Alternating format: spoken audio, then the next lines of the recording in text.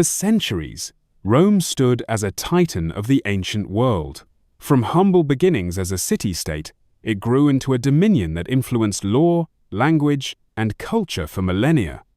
Its military might was legendary, its engineering feats astonishing, and its political system, in its early stages, a novel experiment. Yet, this seemingly invincible power eventually fractured and faded. Understanding why offers valuable lessons about the nature of empires and the seeds of their own destruction. One significant factor in Rome's decline was the sheer size and complexity of its administration. As the empire expanded, so too did its bureaucracy. Maintaining order, collecting taxes, and enforcing laws across such a vast territory became increasingly difficult. Communication was slow, and corruption often flourished in distant provinces, weakening central authority. The resources needed to sustain this massive apparatus placed a significant strain on the imperial treasury. Internal social and economic disparities also contributed to the empire's weakening. A widening gap between the wealthy elite and the common populace created resentment and instability. Land ownership became increasingly concentrated, pushing small farmers into poverty and swelling the ranks of the urban unemployed. This social friction made it harder for the government to maintain unity and address pressing issues effectively. External pressures played a critical role in Rome's eventual collapse. The empire's extensive borders were increasingly difficult and expensive to defend against persistent incursions from various barbarian groups.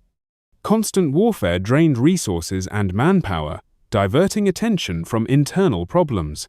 The once invincible Roman legions found themselves stretched thin and facing increasingly formidable adversaries.